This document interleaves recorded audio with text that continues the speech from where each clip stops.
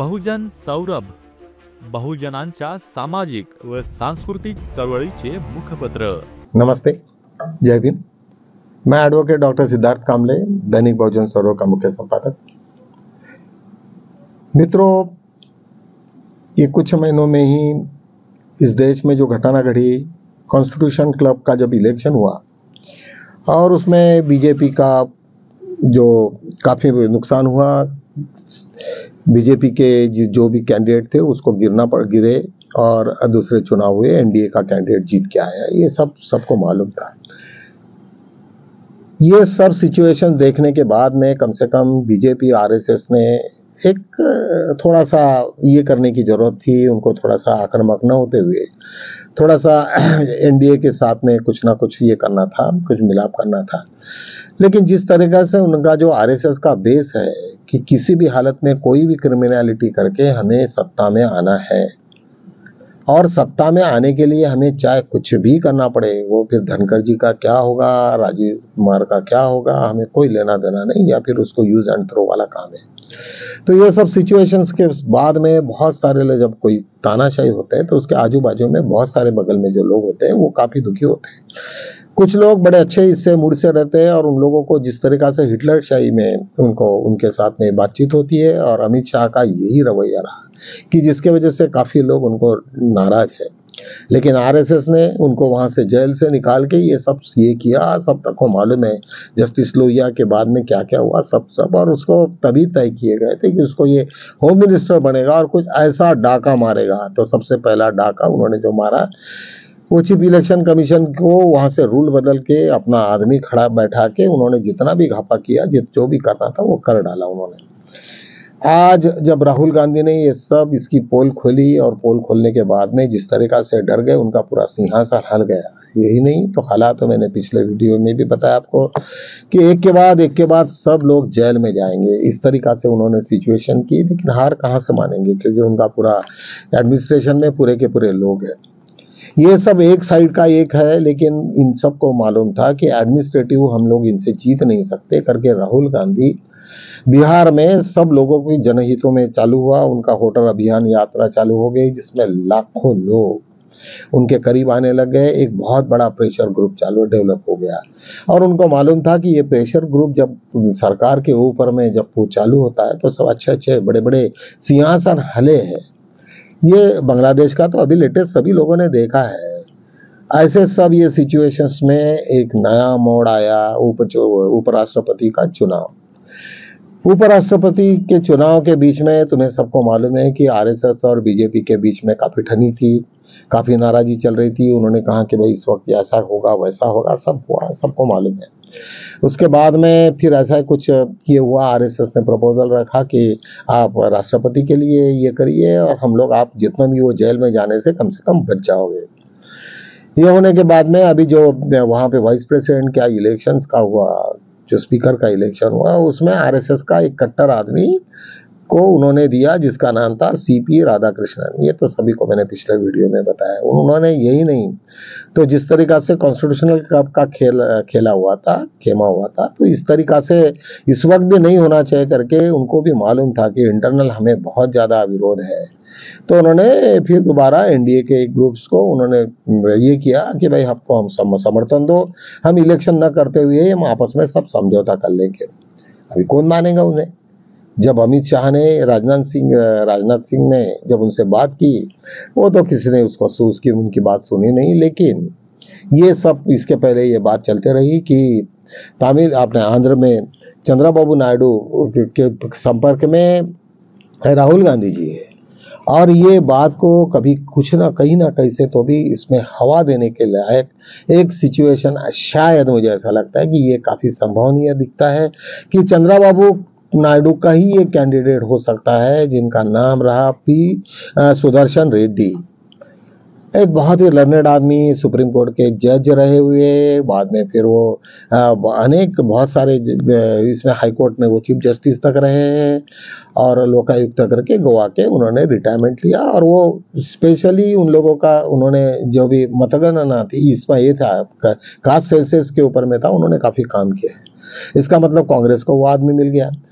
और मुझे लगता है कि इंडिया गठबंधन को ये उसमें शायद कांग्रेस ने ये हमी दी होगी कि शायद ये चंद्रबाबू नायडू का आदमी है,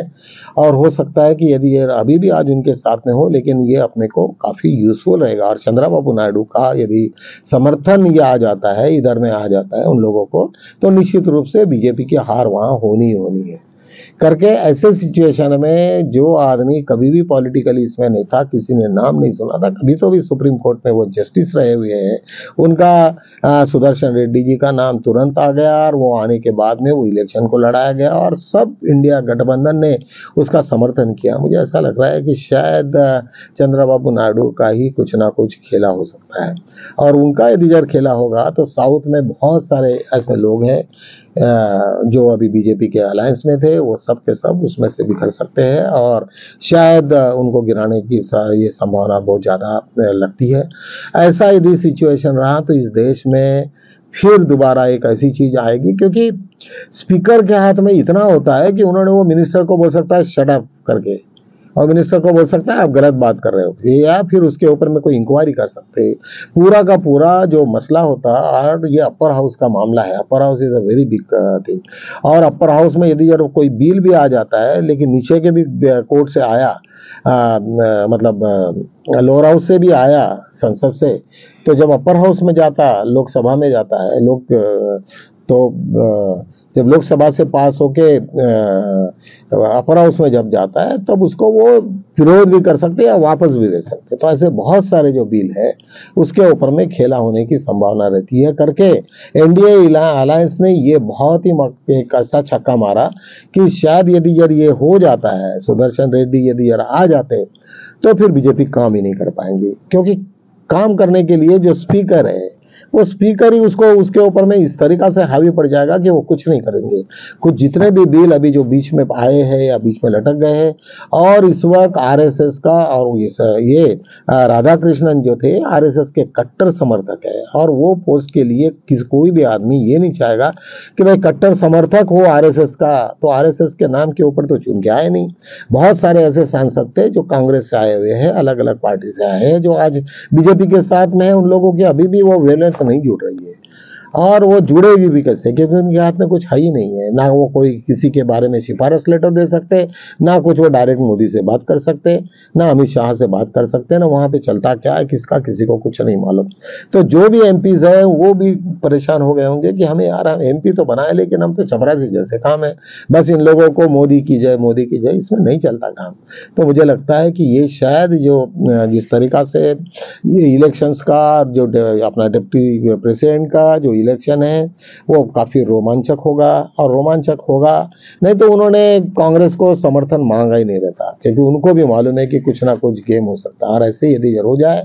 तो मुझे लगता है कि उसी दिन से, जिस दिन चुनाव हो जाएगा, उस दिन से उनकी उल्टी गिनती चालू हो जाएगी। मुझे लगता है कि कुछ दिनों के बाद में उनको रिजाइन करने बगैर भगे बगैर होगा ही नहीं, क्योंकि इतनी सारी इंक्वायरियां बैठेगी। इवन वो जो स्पीकर के हाथ में बहुत रहता है, स्पीकर ने चाहा, और यदि वो विपक्ष के साथ में रहा, इंडिया अलायंस के साथ में रहा, तो आने वाले दिनों में शायद बहुत ज्यादा ये हो सकता है।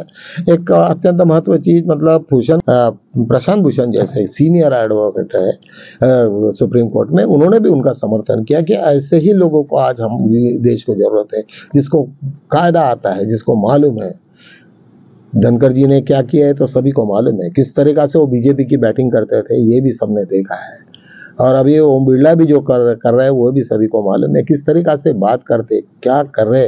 क्यों किसी के तरफ में ध्यान नहीं, बस उन्होंने उनको मोदी जी का और शाह का एजेंडा ही कंप्लीट करना है। इस बीच में आज और एक खबर आई है, जो संजीव खन्ना, जो हमारे पूर्व चीफ जस्टिस ऑफ इंडिया थे, उन्होंने भी काफी नाराजगी चुनाव आयोग के बारे में कहा, और इन लोगों ने ये तक ये कर दिया कि उनको ने वन इलेक्शन वन वोट के इसमें वो शायद वो ऐसे करने का इरादा था उनको कि पूरे के पूरे पावर चीफ इलेक्शन कमीशन को दे दे, लेकिन ऐसा करना भी कोई अभी आसान नहीं, क्योंकि जब चीफ इलेक्शन कमीशन के ही ऊपर में अभी नो कॉन्फिडेंस मोशन आ रहा है, और जब को नो कॉन्फिडेंस मोशन आएगा तो उनके क्या हालत होगी सभी को मालूम है। अभी से वो घबरा गए, जैसे भी अभी बिहार की जो रैली चल रही है, तो उसके बराबर उनके सूर भी बदल गए उनको, और उन्होंने बार बार चेतावनी दी है राहुल गांधी ने कि यदि ऐसा कुछ हुआ तो हम लोग तुम्हें जेल में तक भेजेंगे। जब ये धमकी के वजह से कौन चाहता है कि भाई मैं रिटायरमेंट के बाद में कोई ये हो। अभी इतने सारे चीफ इलेक्शन कमीशन रिटायर्ड हो गए, सब इंडिया में है। राजीव कुमार कहाँ भग गए, ना मालूम है ना कुछ है, क्योंकि यही लोग उसका खेमा कर डालते हैं और ऐसी जगह भेज देते कि वो किसी को दिखे भी नहीं, ना कोई इंटरप्रिटेशन, क्योंकि उनके पास में पूरे राज है। आज ना कल यदि यार वो राज खुल जाए, ये भी नहीं मालूम कि उनका जिंदा है या नहीं है और क्या है, कोई किसी का कुछ अभी तक पता नहीं है। तो मित्रों, मुझे ऐसा लगता है कि कभी कभी जब बहुत ज़्यादा हम लोगों ने होशियारी करने की कोशिश करते हैं और 11 साल से जो आदत पड़ी हुई है, वो आदत इतने जल्दी जाएगी नहीं। किसी की बात न सुनने की बात किए। एनडीए का बहुत सारा ग्रुप का एक ये हुआ, उन्होंने मीटिंग हुई और वहाँ पे मोदी जी ने सभी को डांटा कि भाई देखो, यदि यार ये हो जाता है तो सभी को चेतावनी दी कि तुम लोगों ने सुधर जाओ। यदि यार ये सिचुएशन और चेतावनी क्यों सुनेंगे एनडीए वो अपना ये है उनके, ठीक है, उन्होंने उसके साथ में पार्टनरशिप लिया, इलेक्शन भी लड़े हो गया और कुछ हो गया होगा, लेकिन इसका मतलब ये थोड़ी है कि वो उनका कोई बॉस है वो। तो मुझे ऐसा लगता है कि ये सब इलेक्शन जो ये बहुत ही इंटरेस्टिंग रहने वाला है। हम लोगों ने ये उसके तरफ में ध्यान देना चाहिए। मैं कल भी बोला था आपको कि जहाँ जहाँ पे भी तुम्हारे पास में पुराने वोटिंग लिस्ट हो गए, अम्बेडकराइट समाज ने कम से कम वो सबसे सब खंगालो, उसके झेरॉक्स करो, लोगों को बताओ। चीफ इलेक्शन कमीशन के ऊपर में या कलेक्टर के अगेंस्ट में आप उसमें एफआईआर करो, नहीं है तो 156(3) के अंतर्गत एक एप्लीकेशंस करो, ई फाइलिंग करो और सीधा वहाँ पे वो ऑटोमेटिकली जाता है, नोटिस हो जाती है, नोटिस होकर आपका काम हो जाएगा। करके हमें ये ध्यान देना पड़ेगा कि अम्बेडकराइट लोगों ने कम से कम ऐसे सिचुएशन में इधर उधर कोई बातें न करते हुए अभी यहाँ पे इलेक्शन में हम लोगों ने पार्टिसिपेट करना चाहिए। अभी कोई नया पार्टी न रहते हुए हम लोगों ने अपना अस्तित्व रह के, हमें जो भी पार्टी हमको अच्छी लगती है, चाहे वो कांग्रेस हो, तो उसको उसके साथ में अच्छा बार्गेनिंग करना चाहिए कि भाई कम से कम हमारे लोगों को रखो। आज कांग्रेस पार्टी में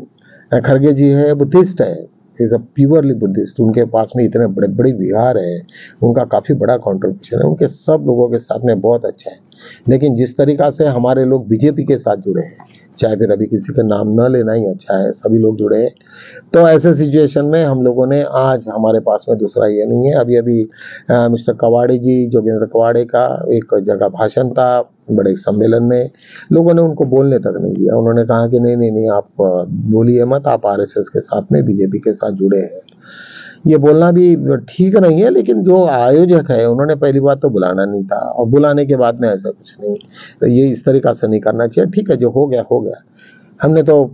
ये भी बोला कि सुलेखा कुंभारे ने जिस तरीका से हमारे साथ में जो गद्दारी की, सुप्रीम कोर्ट में जाके अपने आप को जब मैटर लगा हुआ था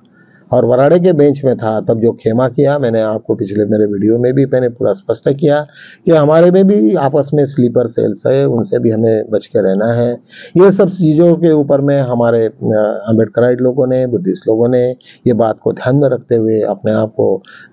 इस तरीका से एजुकेट करो और इस तरीका से बीच में जाओ और पॉलिटिकली पार्टियों में जो भी कंफर्टेबल पार्टी हो उसके साथ में ज्वाइन करो। अपने को बस हमारी ये पार्टी है ये नहीं है, सभी के साथ में रहोगे, SC ST OBC माइनॉरिटीज़ के साथ में रहोगे तो ही आगे बढ़ोगे। कोई भी पार्टी आज बड़ी पार्टी है वो अकेले नहीं लड़ती है, सभी को सबके साथ में जब चलोगे तभी तुम जीत पाओगे। और अभी हमारे सामने में एक अच्छी अपॉर्चुनिटीज़ है करके हमने उसको अवेल करना चाहिए। इन्हीं शब्दों के साथ हम यहाँ पे रुकते हैं, कल मिलेंगे, तब तक के लिए जय हिंद।